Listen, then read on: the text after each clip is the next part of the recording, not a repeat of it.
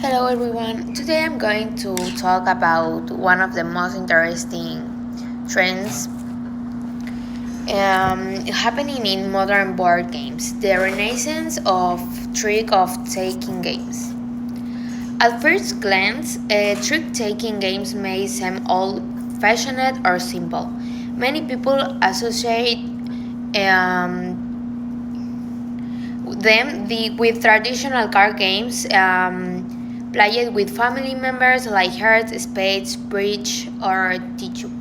However, in recent games, designers around the world have reinvented this mechanic and transformed it into one of the most creative genres in modern tabletop gaming. And using Notebook LM and several articles, forums, and videos, I explored why tracking taking games are becoming popular again, who the most important designers are, and what new innovations we can expect in 2026.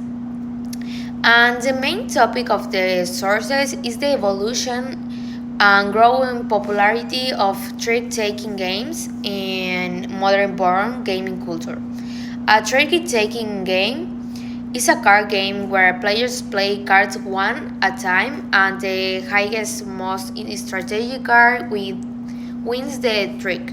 And while this idea sounds simple, modern designers have created games with unusual rules and asymmetric powers, storytelling elements, and even cooperative gameplay. Many of the articles describe what some fans call the trick taking renaissance. This reference to the explosion of new trick taking games released in the last few years, especially from Japan and independent publishers. And the sources also explain how these games appeal both to experienced strategy players and usual players because they combine skill, prediction, psychology, and social interaction. And one of classic examples is some classic of the trick-taking games includes bridge, hearts, spades, and etcher and tichu. These games helped define the genre for decades, and the bridge is probably the most famous competitive trick-taking game in the world because of its deep strategy and partnership mechanics. And the tissue became especially influential because it mixed traditional trick-taking with climbing and shading mechanics, creating a faster and more dynamic experience. And the modern designers have used this classic as an inspiration while adding completely new ideas. For example, modern games may include cooperative objectives, hidden information, changing rules during the gameplay, or deck building system combined with trick taking. And this innovation is one of the reasons why the genre feels fresh again. And one of the most important modern designers is mentioned in the sources is Taking Shinsawa.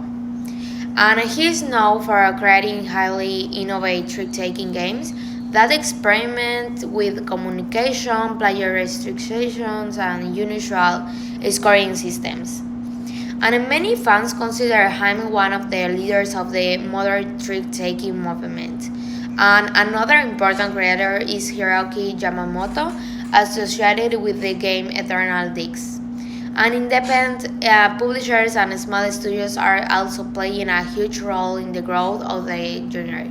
Unlike large companies that focus on mainstream games, indie creators are taking risks and experimenting with mechanics.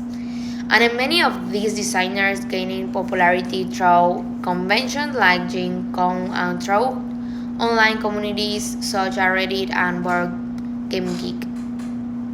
And one major phenomenon is the globalization of trick-taking the games.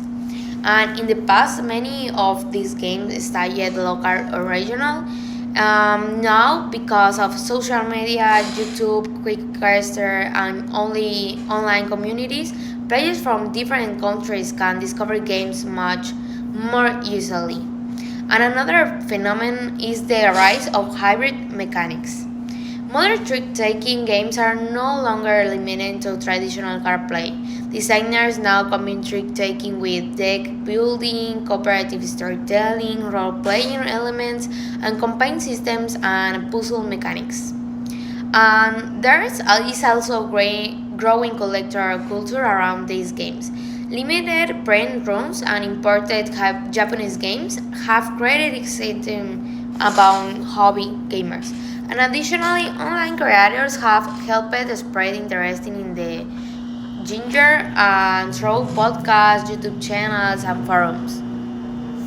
The community aspect is especially important because trick-taking games depend heavily on the interaction between players. During my research, found several great places to learn more about trick-taking games, and some excellent websites include Board Game Geek, the Optionated Gamers, Don't Eat the Meeples, Maple Mountain, Pagot Card Games, and YouTube channels. Podcasts are also very useful because they explain game usually and discuss industry trends. And Reddit communities like boards, games, and are another great resource because players share reviews, recommendations, and personal experiences. According to several sources, 2026 look very promising for trick-taking games, and many anticipated titles we're already discussing during Gen Con coverage and hobby gaming articles. Designers are continuing to experiment with cooperative trick-taking, company systems, solo models, and integration. And one game receiving attention is Tax the Rich, which combines political themes with strategic card play. Another anticipated trend with the growth of premium collective edition with unique artwork and expanded mechanics. The success of Quickstarter campaigns also suggests that independent trick-taking projects will continue growing in 2026. And for the notebook LM explanation section, I choose Bridge as a classic example.